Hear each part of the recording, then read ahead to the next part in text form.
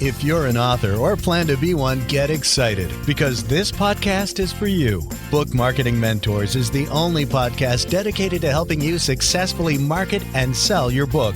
If you're ready for empowering conversations with successful marketing mavens, then grab a coffee or tea and listen in to your host, international best-selling author Susan Friedmann. Welcome to Book Marketing Mentors, the weekly podcast where you learn proven strategies, tools, ideas, and tips from the masters. Every week, I introduce you to a marketing master who will share their expertise to help you market and sell more books. Today, my special guest is Philippa Gamse. Philippa has clocked over 25 years in digital marketing strategy and analytics, consulted with nearly 500 clients, and worked with websites that have generated hundreds of millions of dollars. She helps clients to translate the numbers into transformational ideas that move the business forward, reveal opportunities for new markets, products, and services, and maximize return on investment. Philippa, it's an absolute pleasure to welcome you to the show, and thank you for being this week's guest expert and mentor. Hey, thank you, Susan. I was actually reflecting that we have known each other for many of all those years. Absolutely. I mean, you can hear, listeners, that we sort of have the same kind of accent. Right.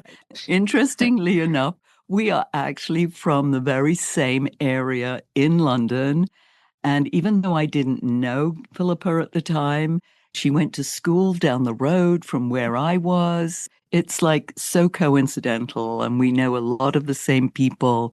It's one of those fun things. So, but we met over here. We met through the Right. National Speakers Association. Was that correct? Yep. We grew up in the same place in London, but we live on different sides of the US now. So Yes. She wanted to remove herself from me. There you go, listeners. No, it She's really on the wasn't West you. Coast. I'm on the East Coast, but still, we can connect. It's beautiful. Well, Philippa, you have an incredible background. I'm so impressed with what you've done and what you continue to do. But I want to help our listeners understand a little bit more about web analytics and how they can apply to an author and their book marketing, because I'm sure listeners are like, okay, she's got a stunning background, but what's she going to help us with? So let's start at the very beginning, as they say. What exactly are web analytics, and why should an author care about them? If you have a website, then analytics are tracking tools that can tell you all sorts of things about how many visitors came to your site and what they did at the site. Which pages did they go to? What did they click on? What did they look at? How long did they spend? And what that does is to give you all sorts of really helpful feedback about how your site is doing in engaging those visitors and giving them things that they value, content and so on, which in turn will hopefully lead them to give you the things that you want, the outcomes that you want them to do, like signing up for your newsletter, buying your book, buying other items from you, courses or whatever else it is that you're selling. The thing that's interesting about this is if you think about this historically, before the internet, we had newspapers and magazines or books, for example, and you could get figures that told you how many people had purchased a magazine or purchased a newspaper or a book or whatever, or sort of watched a TV show. But that didn't really tell you about how much of it they consumed, which pages they saw, which pages they didn't see. And of course, multiple people could have looked at the same newspaper. This is much more detailed information about what's going on and what you're doing that's interesting to people and where that all falls apart. This is fascinating. And I know that there are many tools out there that do this. So what are some of those basic tools that somebody should have on their website? There are a lot of tools. A lot of people have heard about things like HubSpot. I tend to use, everybody I think has heard of Google Analytics, which is free. I also these days use that in conjunction with a tool from Microsoft called Clarity, which is a wonderful, it records actual screen recordings. So it literally records people. Obviously, they don't know who you are. It will say, a visitor from, I don't know, New York State or something. But it will actually record their mouse movements as they're scrolling down the screen. So you can see exactly where their attention went, what they clicked on, things that they tried to click on, but those things weren't clickable, which is very interesting because it's, one of the things that gets in a visitor's way is getting frustrated because they try to do something that doesn't work. And that can actually be really detrimental to you getting, as I said, the outcomes that you want. The numbers that say so many people saw this page that you're getting from the analytics don't tell you so much about, but where did it all fall apart for them? Putting those two tools together, I find incredibly valuable. Now, these aren't things that they would necessarily have to do, correct? I mean, that scares me even thinking about how would I even put these on? How would I do that? Talk to us more about how that would really happen. Who would do this? We were talking about actually before we started recording, and I was saying, I certainly don't expect many business owners to want to do this for themselves. And for me, it's a bit like my accountant. I hate doing accounting. I hate doing tax returns. And I'm not expert enough to do that properly. So I go to my accountant and occasionally he says to me, would you like me to explain what I just did? And I usually say no, just tell me what the bottom line is.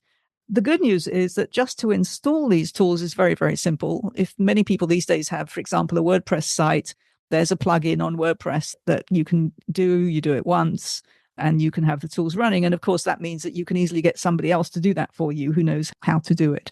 It's not like you have to have massive amounts of work done. This really shouldn't be an expensive thing. And both of those tools that I mentioned are free to use. Just getting the tool installed shouldn't really be a big hassle. From what I understand, they also allow you to see where they spend more time, let's say on a page, or if they just clicked on one thing or just looked at one area and then skipped the rest. Is that correct? Yeah. And that's where, as I said, particularly I find the screen recordings are useful because just looking at how long do people spend on a page isn't really helpful because you actually don't know. It's just like the newspaper analogy that I gave a couple of minutes ago. You don't know if that person was actively reading content and looking at the page or whether they're on the page, but they've actually gone away to make a cup of tea. The screen recording does tell you that.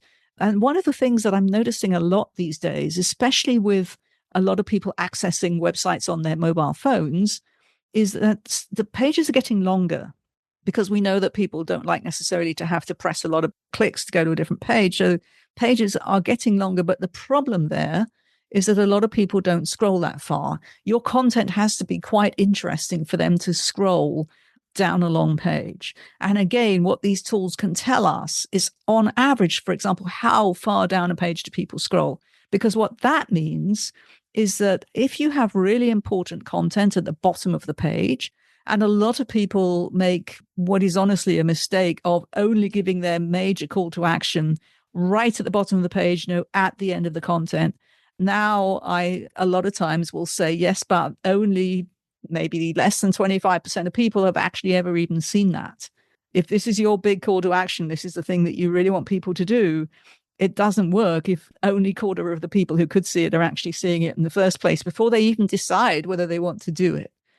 Things like how long people spend on a page or how many visitors you get is what we kind of call vanity metrics, right? It's basic stuff that can make you feel good. Oh, look, we got all these visitors last week or last month. But the question is really deeper than that. It's what did they do? Where did they go? Did they find what you have interesting? And again, the whole point of your website from your perspective is to get the results that you're looking for. Did the visitors, even if there were more of them, go towards creating the results that you wanted them to do, whether that's, again, buy the book or sign up for the newsletter or take a course or whatever it is? Or did they not go very far and leave? Or did they try to click on something that didn't work for them, so they got annoyed and left? This is really what we're trying to do. It's what is the visitor experience and how is that helping me to grow my business? From what I understand, you put a call to action actually right up front on that. What do they call above the fold on a website? What somebody can see in their screen at any one time. Putting that button if you want them to download a report or sign up for a newsletter. Or, yes, I mean, I offer a 20-minute book marketing strategy session. That button is right at the top because if they don't go any further, I just want them to be able to press that button. Would that be Right. a good But strategy? yes, but actually my philosophy is multiple calls to action in the page. Because again, you're absolutely right. And that's why Amazon, for example, have this buy now in one click button right at the top of the item listing. But once they start scrolling, again, they're going to lose sight of that. Actually, what I like to sort of think about is, especially when you have these screen recordings and you can see where people's attention is really being held, wherever somebody's likely to be saying, hey, that's interesting, tell me more, you can put a call to action right there. There's nothing wrong with having multiple different calls to action on the same page. And maybe that will allow you to test what kind of wording or what kind of visual creates the best likelihood that somebody will actually do what you want.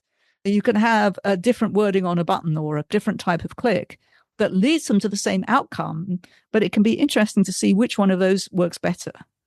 Oh, okay. So that's interesting. So it doesn't actually have to be one specific thing, because actually on my site, I have a few buttons that say link up for a strategy session.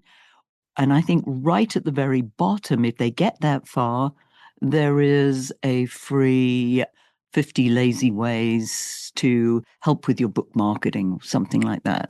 That's sort of a free resource right at the very bottom, but I don't mention it anywhere else. Right. What I would be doing if I was looking at your sites is to say, which are your key calls to action? Which are the ones you really care about? Not the call to action, but the actual outcome, right? Do you care how many people download that ebook or not? If you do, how well is it working? Where are the current directions to get it? And A, are people seeing that? B, are they clicking on it? And C, if it's not working too well, or even if it is, can we duplicate that somewhere else where it might do better? Fascinating. If there were only a couple of numbers that authors should focus on, what might those two numbers be that would be of most value to them? That's a great question. And honestly, the answer is classic consultant response, right? It depends. It depends. Because I don't think you should just be measuring a standard set of numbers just because. You said that you get some numbers from your VA every week, and I don't know if you do anything with them, but the question that you and everybody else should really be asking yourself is, what's the most important things that I want to come out of my website in terms of my goals, the results that I want, and what is making those happen, as I've been saying. And based on that, your most important metrics are going to change, because you're going to be focused. You should be focused not just on generic numbers like how many visitors or which pages or whatever, but it's why, what was happening, what can I do better, what's not working. You don't want to test everything at once because you'll never focus. Actually identifying at any one time, what are my 2, 3 top priorities for this site that I can figure out if they're working or not. And if they're not, try to find ways to make them work better, or try to diagnose what the problem is. And again, it might be something really simple, like people simply aren't seeing that content because they're not scrolling that far. But for everybody, it should be, what's the key thing that I want to happen? How do I figure out if that's happening as well as it should, and what I need to do about it? And that's where your important metrics will fall. Interesting. One of the questions that I often get, Philippa, is, should I have a speaker website or a book website?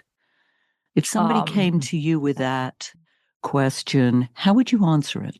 Are you saying, should I make 2 different websites? Or just the choice between the two?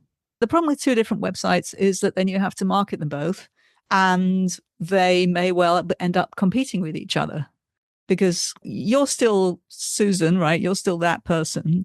To some extent, I feel like unless your book is about something completely different from what you speak about, I don't know, you've written a children's book, but you speak about leadership or something, I don't know. If it's all part of who you are as a thought leader, then to me, it all goes together. You have a page about your speaking and you have a page about the book. But the whole point of the website is, I'm a key authority on whatever my topic is that people should know about.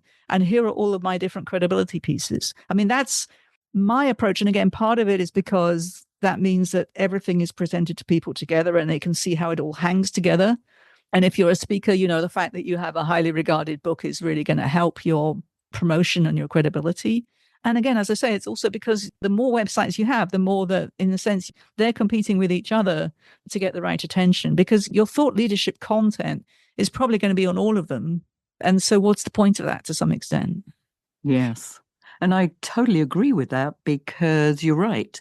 Authors are really not selling books. That's not the business that they're in. The business is in how they can create transformation, and that's going to either come through speaking, training, coaching, consulting.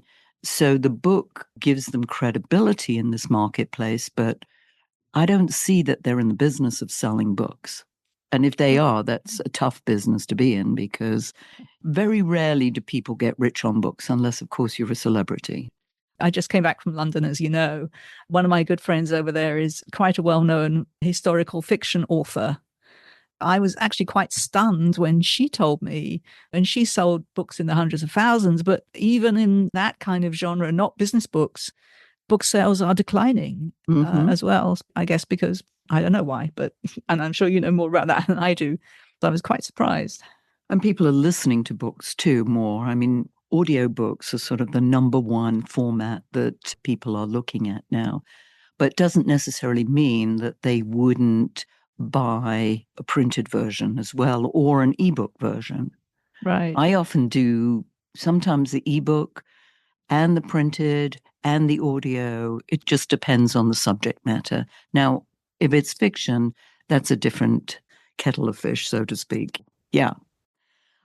What else should authors know about this environment? What kind of mistakes should they avoid? Or are there myths out there that they should be aware of? As I said, the common mistakes are assuming that you know what's going on, because you really don't. Sometimes I get pushed back when I say everybody should have analytics going, because if you don't, you really have no clue what's happening with your website. And people will say, yeah, but I'm getting sales, I'm getting leads, so I know it's working. And my pushback on that is normally, yes, okay, but wouldn't you rather get more sales and more leads? I mean, how do you know if you get 10 sales a week, but you've had 10,000 visitors, is that actually particularly good? It seems like you can still improve things. You can still improve the experience.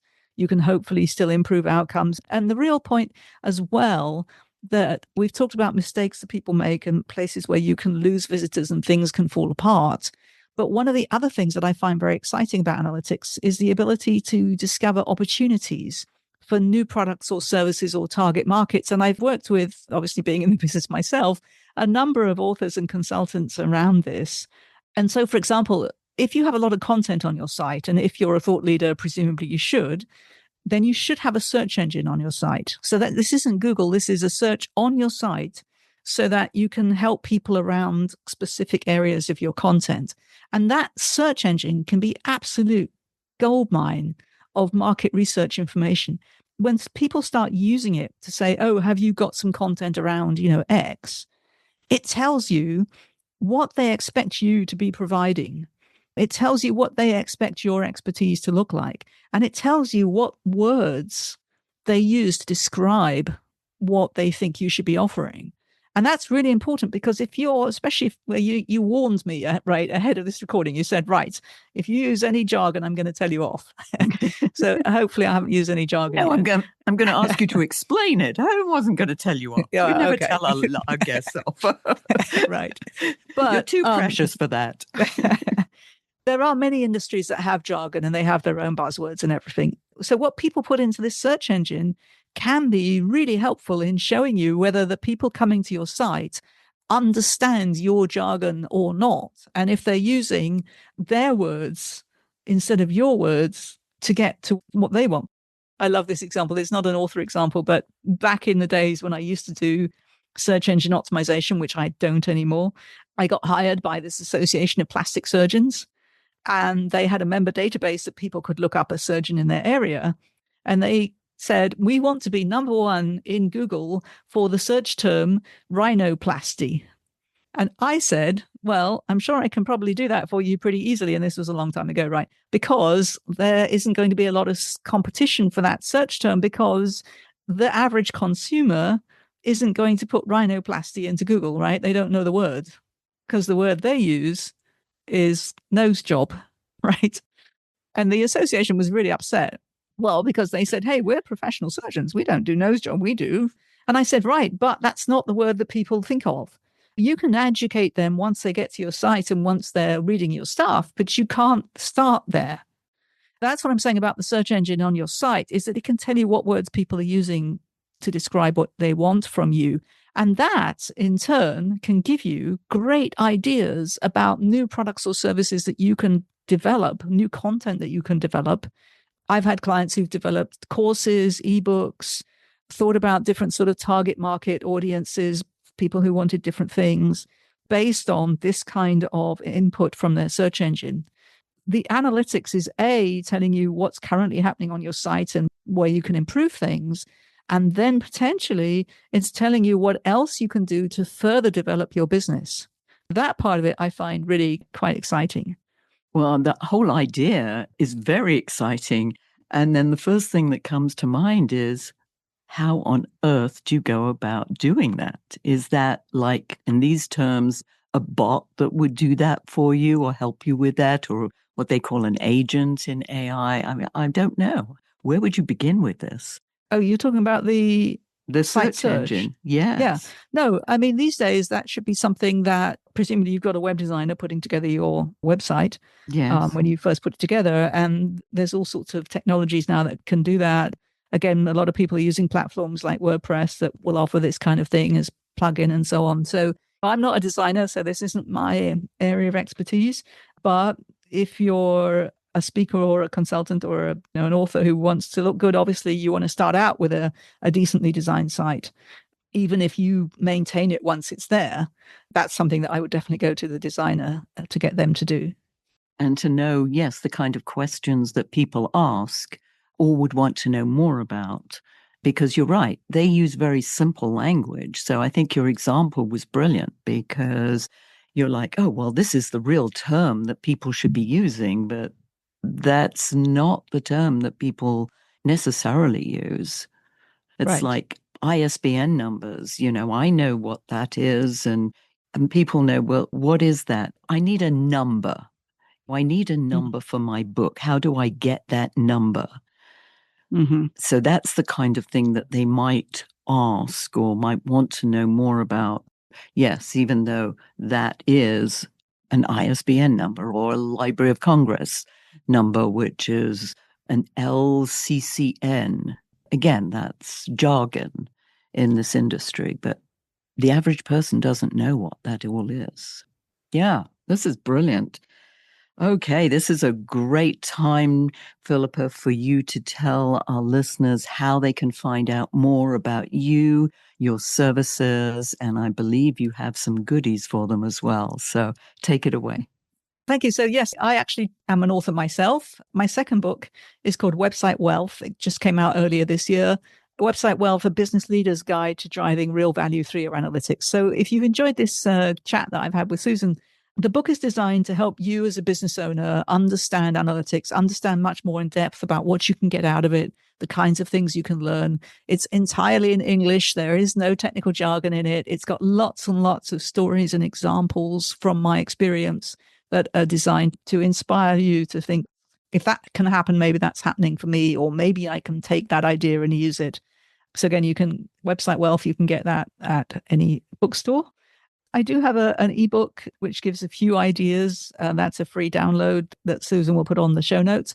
And if anybody's interested, without looking at your analytics, because I kind of have been doing this for so long, one of the other things that I'm offering now is a free 15-minute, I call it an outside-in leak check, which is where I'll take a quick look at your site with you on a Zoom call and show you some of the areas where, based on what I know, if you're not already looking at your tracking, or even if you are, these are the places I would be looking at for things that might give you really good clues about what's happening with your site, as a sort of starting point for thinking about how can we do better? What other ideas can we get? And I'm happy to do that for you as a free service. That's beautiful.